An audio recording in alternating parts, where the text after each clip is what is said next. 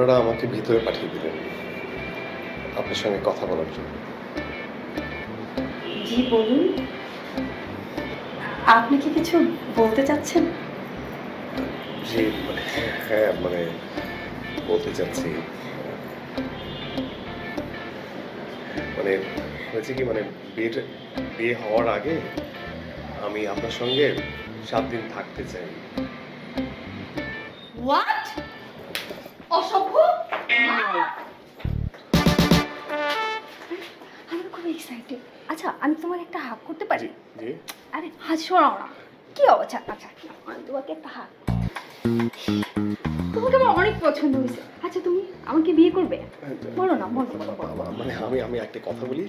আচ্ছা, ছাড়ো। তার আগে বলো তো, আমাকে তোমার পছন্দ হয়েছে? হ্যাঁ আচ্ছা, তাহলে বলো কি বলতে চাও? বলো। তাড়াতাড়ি, আমি শোনার জন্য খুব। আমার মনে হয় যে তুমি এটা বুঝতে পারবা। হ্যাঁ, ফিউচার প্ল্যান। মানে বিয়ের আগে হ্যাঁ, আমি তোমার সঙ্গে হ্যাঁ। 7 দিন থাকতে চাই।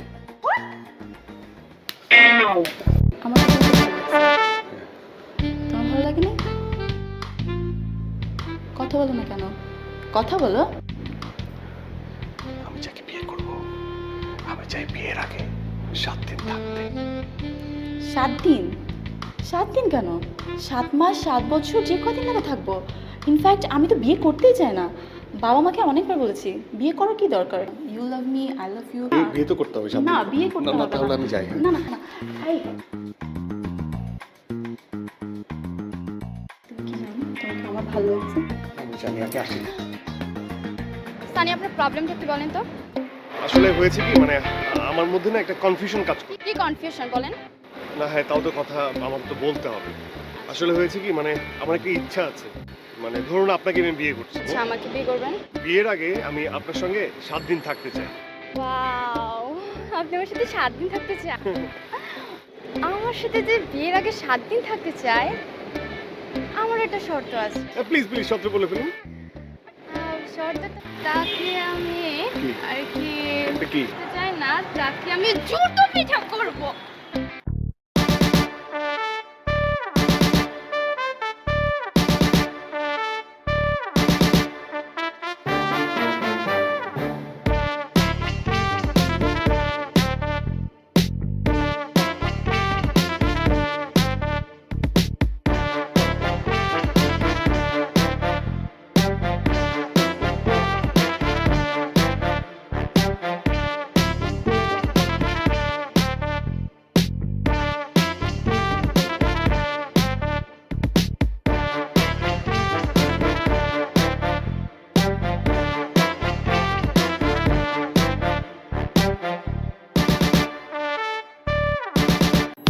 এক অ্যাপ, এক দেশ। বিনোদন, বিজনেস, কল অথবা চ্যাট কিংবা যে কোনো আপডেট, সবার জন্য সব সেবা একসাথে একই অ্যাপে। Wing ID.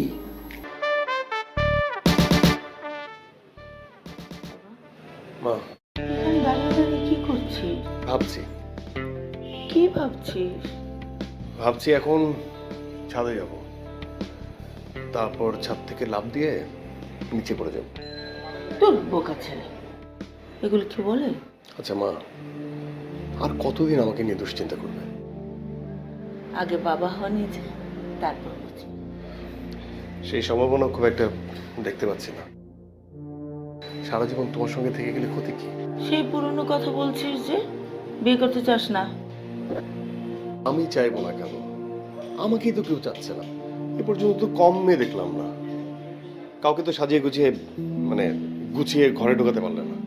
তারা সবাই তোকে পছন্দ করেছে। তাহলে বিয়ে হলো না কেন? তোর জন্যে। মানে মা, আমার জন্য এত আয়োজন আর তুমি বলছো আমার জন্য বিয়ে হচ্ছে না? উফ, মা মানে যার সঙ্গে আমি সংসার করব তাকে আমার পছন্দ অপছন্দের কথাটা বলতে পারবো না?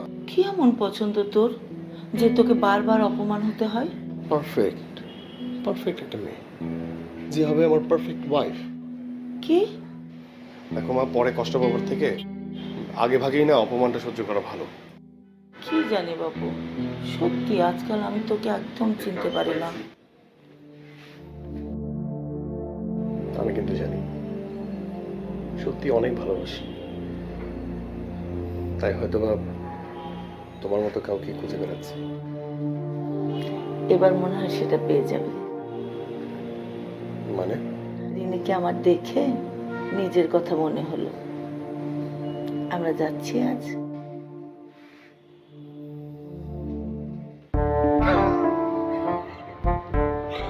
মানে ওই আজকেও মেয়ে দেখতে যাবি? আচ্ছা, আর নিশ্চয়ই আজকেও চর খাবি? মজা করতেছিস নাকি? আমি বুঝি না, মানে প্রত্যেকটা মেয়ে আমার গালে চল মারে, আর মাকেও বোঝানো যায় না, সে বিয়ে করাই ছাড়বে। আমার এই গাল যতদিন পর্যন্ত খসে পড়ে না যাবে ততদিন পর্যন্ত মা চেষ্টা করে যাবে, ঠিক আছে? তুই না আজকে একটা কাজ কর, তুই ওই প্রিপেয়ার হয়ে যা, আজকে ওই যে গালে চর খাস নাই ওই গালটা পেতে দিবি থাপ্পড় খাওয়ার জন্য। আশ্চর্য ব্যাপার, তুই মজা করিস কেন? আমি বুঝি না জিনিসটা, আর আমি এটাও বুঝি না প্রত্যেকটা মেয়ে উত্তেজিত হয়ে যায় আমার চর মারে। আর কি এমন কোশ্চেন তোর থাকে মেয়েদেরকে যে কোশ্চেন করার পর প্রতিটা মেয়ে তোর চর মারে? আরে ডিসকাশন কোথায়? আমার আমার মানে বুঝিস না, আমি বিয়ে করবো, আমার কথা হচ্ছে বিয়ে করলে আমি একটা পারফেক্ট মেয়েকে বিয়ে করবো, মানে যে হবে আমার পারফেক্ট ওয়াইফ। সো আমার একটা আছে না, কথা বলতে গেলে আমি একটা প্রশ্ন আমি সেট করে রাখছি এবং এটা আমার করতেই হবে, এটা আমার ফিলোসফি। আমি যখন প্রথম প্রশ্ন করি, প্রথম প্রশ্ন শোনার সাথে সাথে মনে করি যে আমার জন্ম মানে অদ্ভুত। তোর না ওই প্রশ্নটা না ঝাল আছে, মানে তুই আমার ওই প্রশ্ন শেয়ার কর, আমি তোর সলিউশন দিয়ে দিই। এটা কোনো পুরুষকে বলা যাবে না, এটা মেয়েদের সাথে শেয়ার করতে হবে। আমার প্রশ্নটা কোনো ঝামেলা নেই, ঠিক আছে? আমি বুঝি আমার রিকোয়ারমেন্টটা কি, আমি কাকে চাই, ঠিক আছে?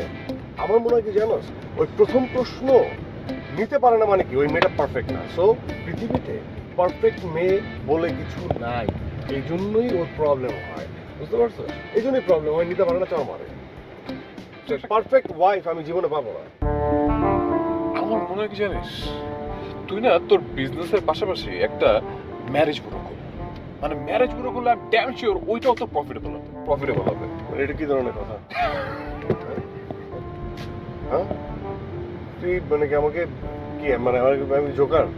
হ্যাঁ, আমি তার ক্লাউন এরকম কিছু বোঝাইতে পারিস? কি হলো থামি তো কর না, মানে তুই আইলি, আসার পর আবার নামাই দিচ্ছি কেন? আবার ওই যে অফিসের সামনে তোরা নামাইলাম, ঠিক আছে? যেখান থেকে পিক করছি এখানে নামাইলাম, তোর যাইতে হবে না, তুই আমার দোস্ত না, তুই আমার শত্রু, ঠিক আছে? তুই আমার এটা ফান করতেছিস, আচ্ছা নেমে যা। আচ্ছা যা যা যা, তুই ড্রাইভ কর, আমি তাহলে গাড়িতে বসে থাকবি, তোকে আমি নামাই দেবো তোর বাসায়। হ্যাঁ, তুই কোনো কথা বলবি না,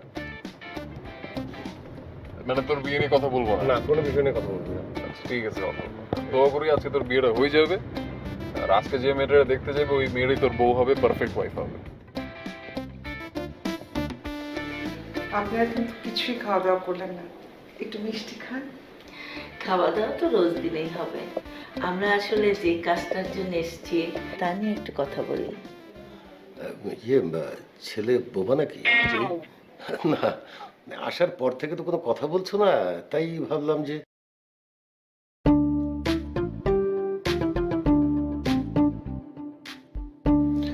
না। আপনি আমাকে জিজ্ঞেস করুন কি জানতে চান, আমি বলছি।